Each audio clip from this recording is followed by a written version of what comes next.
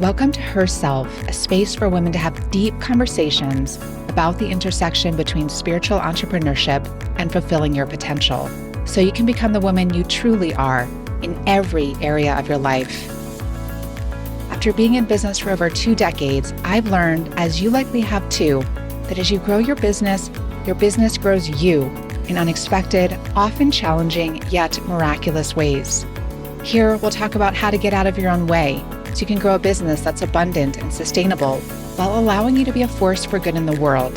I'll give you simple, actionable strategies as well as wisdom and inspiration to help you root into your wholeness, lead from your values, and work in ways that feel deeply aligned so you can bring your true self into the world through your business and in every area of your life. Hello, beautiful woman. It feels good to be back here with you, back behind the mic again. It's been a little while. Happy New Year.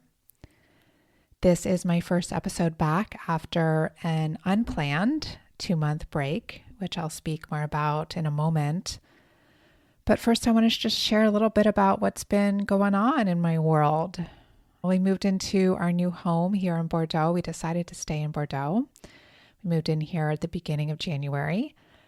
We're still very much in the process of settling in and just learning the rhythms of our new home, of this city, of this new country, this new part of the world.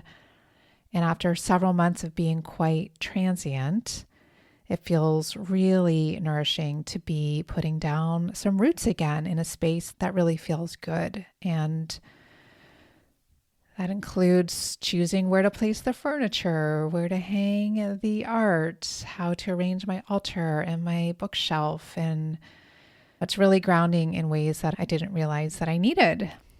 And as I've been creating this more physical space in my home, I have also been creating more space in my business, which is what I want to talk with you more about today. So before I took my break for these past couple months, I was offering here what I was calling the season of slow business. And I want to just briefly recap this framework because it's becoming really central to how I'm living and working now. So you may be familiar with the slow living movement, this idea of living intentionally and mindfully with presence rather than rushing through our days. Then there's also the slow food movement, which honors quality, tradition, local sourcing over fast food culture. And slow business is similar. It is an approach that prioritizes sustainability over hustle, really soul listening over shoulds, and spaciousness over constant productivity. And here's what's interesting. So I had planned to finish out, it was a 5-part series. I had planned to finish that before the holidays. But when I got really honest with myself in early November, I really got clear, wait, I don't just want to talk about slow business, I want to live it. So I paused and I listened inside. I simplified and I created space for a new way to emerge rather than just pushing forward with a self-imposed deadline, and because it was something that I said I was going to do. Just to be clear, I am a woman who does what she says she's going to do. So it's very unusual for me to have said, okay, I'm going to do a 5-part series and then to only do 3 parts of that series. So it was a big deal for me to step away with that. But this is exactly the kind of leadership that I want to practice in 2026, because I know that many of you can relate because I've worked intimately with a number of you. I have been hyper responsible, over functioning my whole life. It's part of my superpower. I get things done. I follow through. I show up. And I'm also aware that it can be a liability at a certain point. And I've definitely spent years doing things out of obligation, out of shoulds, out of not wanting to let anyone down. And while I've come a long way with this, a huge way with this, I've really learned how to set boundaries, how to honor my needs. There's always new levels, right? So I'm being even more diligent now about putting myself first. And what that looks like is if it doesn't light me up, if it doesn't feel good to me, I'm just not going to do it. I'm really done with rote obligation, with just doing things because I said I would, or because it's expected, or because I've always done it that way. And just to be clear, that doesn't mean that there's not things that I do each day that I don't want to do. It's like, I don't particularly enjoy tracking my expenses or paying my taxes or replying to tedious emails, but those are part of life maintenance, right? I'm talking about things that there's more choice over. And I want to be really clear, like this isn't about flaking out or being unreliable. It's about being honest. It's about honoring what's true. It's about leading from my authenticity rather than the parts of me that are trying to prove something or earn love through my productivity. This is the leadership I'm practicing now. And since moving to France, I've been in a deeper reckoning with how I want to live. There's a quote from Annie Dillard that I keep coming back to again and again over the years. And those of you who've been here for some time, I know that you've heard me mention it here before. And that is the quote that how we live our days is how we live our lives. How we live our days is how we live our lives. Not how we live our years, not how we live our decades, our days, like these small, ordinary moments, the rhythm of a Tuesday morning, the pace of a Thursday afternoon. This is what creates the texture, the substance of our lives. And I realized, and I think it also helps being extracted from my home culture, right? I realized some more nuanced ways that I'm carrying old patterns of doing, of producing, of filling up my time more than I actually want to or need to, in a way that doesn't match the life that I take a stand for living. So my intention for 2026 is a simple one, and simple does not mean easy, right? It's a slower, more intentional, soul-led life and business. Not slower as in less impactful or less committed, but slower as in more present, more spacious, more alive. Creating space in my day-to-day life, not just in theory, because I know that it's in fashion now to talk about nervous system regulation and how rest is not the reward, it's the strategy. And I'm all for that. And I see many people teaching these things that are not actually living it, because I see the way that they're running their businesses. I see the output that they are doing. And I know, because I have been there, I know very viscerally that it's just not possible to have a regulated nervous system. It's just not possible to be truly resting when you're operating that way.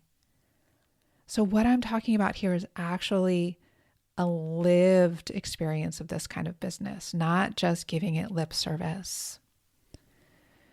So several months ago, when we moved out of our house in June of last year, I picked up every single thing that I owned, every item of clothing, every piece of paper, every piece of furniture, every dish inside everything, picked it up and said, do I want to bring this with me or do I want to let it go?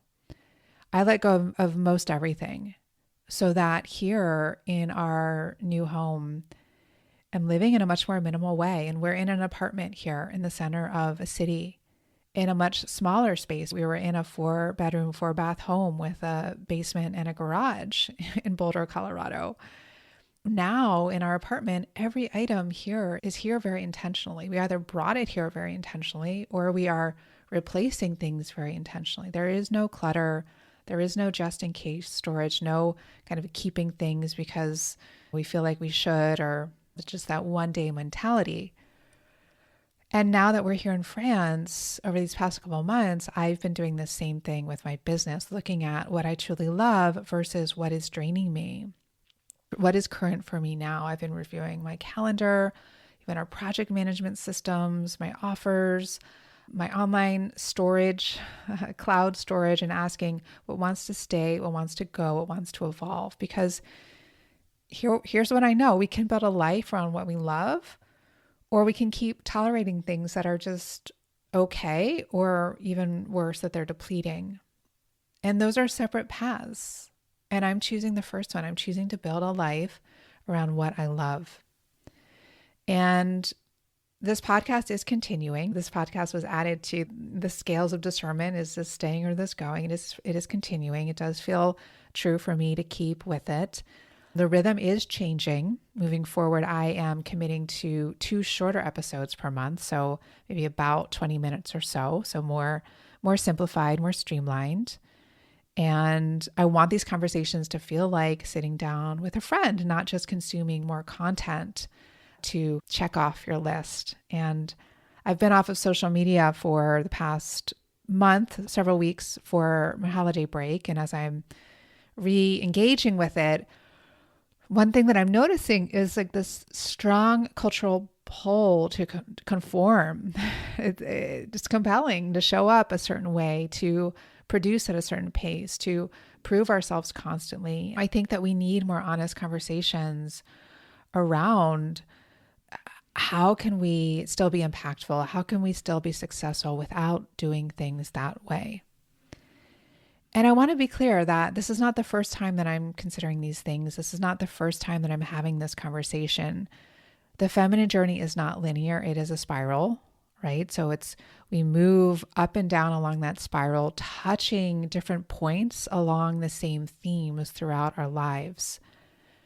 And I'm speaking to these things now with deeper insight, with more lived experience, with a clearer sense, and just from where I am now of just having radically changed my life, moved to another country, another culture. So if you've heard me talk about some of these things before, you know that we're spiraling deeper, because that's how transformation works, right? That's how feminine transformation works. We don't just master something once and move on. We return to it again and again, each time with more wisdom, with more discernment, with more perspective. So let's get in now to today's teaching, which is about the 5 benefits of leading a slow business, because this isn't just about me doing this. It's about me also offering an example and resources for how you can do this too, if this is something that you also value. So the first benefit of leading a slow business is sustainable creativity. And something that I've noticed over these past months is how much my creativity is really overflowing, and it feels really good. There's some new creative projects that I'm going to be sharing more about over the next couple months. But when we're constantly hustling, constantly producing, our creativity becomes forced. It's actually not really creativity. It becomes transactional. It becomes performative. Like we're trying to put it into these cookie cutter formulas that we've heard will do well on Instagram or YouTube or wherever. We're creating our content and our offers, our strategies because we think we should, not because they're alive in us, not because there's this genuine inspiration. Inspiration is like the breath of spirit, right? So what we're putting out is actually disconnected from our souls, disconnected from our authenticity. And slow business gives creativity room to arise organically, to surprise you, to delight you, to emerge from a place of overflow rather than obligation and depletion. And that kind of creativity is magical. It is magnetic, and people can feel the difference. So the second benefit of leading a slow business is soul congruence. Soul congruence. And congruence isn't something that you achieve once and then you're done with it, right? It's something you need to practice day by day, decision by decision. That goes back to that quote, how we live our days is how we live our lives. Congruence requires space. It requires time to really listen, to tune into, does this feel right for me? To listen to your inner knowing, to check in with your values, to see, how does this feel in my body? When we are moving too fast, we lose that capacity. We default to what's familiar and to just doing what everyone else is doing. But slow business gives you the time and the space to really attune your work with who you are and what you're here to do and what feels good for you right now, not some past or future version of yourself. The third benefit is deeper client relationships and transformations. Now, I know that the quality of my presence matters much more than the quantity of my availability. And that when I am not rushing from one thing to the next, when I have more spaciousness in my days, I can bring even more depth to the work that I do with people, whether it's my one-on-one clients, whether it's the women inside Herself CEO. I can listen more deeply. I can sense what's needed. I can trust the pace of transformation that's happening within the individual, within the container, rather than trying to force it. And that presence is what creates real change. That presence, that connection, being fully there. The fourth benefit is that we can lead from a calm, steady place. And you cannot build a calm, steady, sustainable business when your body is constantly running on stress. It just doesn't work. When you are in that frantic state, when you are running on adrenaline, on urgency, you are making decisions out of fear. You are overworking. You're saying yes to things that you really don't want to do. You push through when your body is asking you to rest.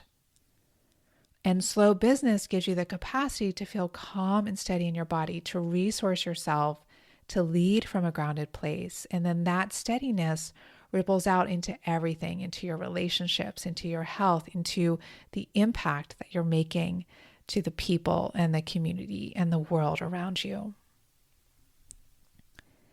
And benefit number 5 is freedom and spaciousness. Because at the end of the day, most of us started our businesses because we wanted freedom. I know that was one of my big drivers. Freedom to work when and how we want. Freedom to design our days around what we care about. Freedom to say no to the things that we don't want to do. But somewhere along the way, many of us end up building businesses that feel more like obligations than expressions of that freedom. And slow business is about reclaiming that freedom. It's about designing a business that serves your life, not the other way around. About having more breathing room in your schedule, in your mind, in your innermost being. So let's recap. The 5 benefits of leading a slow business are sustainable creativity, where your work arises from overflow rather than depletion. Soul congruence, having the time and space to attune your work with your values and your inner knowing. Deeper client relationships and transformations. So the presence to truly see and serve the people that you're working with. Feeling calm and steady in your body so that you're leading from groundedness rather than from fear and frantic energy. And freedom and spaciousness. So designing a business that really serves your life. So now I want to ask you, which of these 5 do you feel you need more of right now? Which of these is like lighting something up for you more than the others? Just notice that. See what's calling to you, asking for more attention. And if you're listening to this and you're thinking, yeah, I want to do this. I don't really know how to make this real. I want to invite you to a live workshop that I'm offering later this month on January 28th to help with that. And this workshop is called How to Create a Simple, Sacred, Self-Led Business. This is something that I've been working on over the past couple months as I've been taking more space, and I'm looking forward to sharing it with you. It is designed specifically for sensitive, spiritually attuned women, coaches, therapists, healers, service providers who want their businesses to feel more enjoyable, grounded, and true. Because like me, you've likely been taught that success means being visible every day, building something, quote, big, or pushing past your natural rhythms. And when those approaches just don't feel sustainable or don't feel right, it's easy to assume that the fault lies within you. So in this workshop, I will share a framework that makes a slow, sacred business more tangible. This isn't a formula. It is adaptable. It is principle-based, and it's designed to meet you where you are. You can learn more and save your seat at sarahavancstover.com/workshop. That's sarahavancstover.com/workshop. And again, that's Sarah with no H. Before we close, I want to offer you a reflection prompt, and you might want to pause this episode and journal on it, or just hold this as a question and live with it over the coming days. Here it is. What is one area of my business or life that is asking to be simplified, streamlined, or slowed down? And what might it look like to honor that in the coming weeks? So what is one area of my business or life that is asking to be simplified, streamlined, or slowed down? And what might it look like to honor that in the coming weeks? So just notice what comes up. There's no need to fix anything or to make a plan right away. Just stay with the curiosity, stay with the listening. Feels good to be back here with you, my friend. Thank you for making space for these conversations, for your own growth, your own wellness, for building a business that honors that wellness. I wish you a gentle, inspiring, and spacious start to 2026, and I will see you again in a couple of weeks. Thank you for joining me today, and remember, change doesn't come from listening alone. I invite you to commit to taking one small or large, courageous action after today's conversation. One step you can take, if you haven't already, is to sign up for my Sunday journal. It's a weekly newsletter filled with inspiration and reflections about the intersection between spiritual entrepreneurship and fulfilling your potential to help you become the woman you truly are in every area of your life. You can subscribe at programs-sarahavancstover.com/journal. And if you found this podcast valuable, please share it with the women in your world. Also, I'd be very grateful if you'd leave a review. It helps others find resources like this, and I'd love to hear what's coming alive for you after listening today. Above all, keep going, and never forget the unique offerings you and your true self bring to the world. Until next time, I'm sending you my heartfelt support.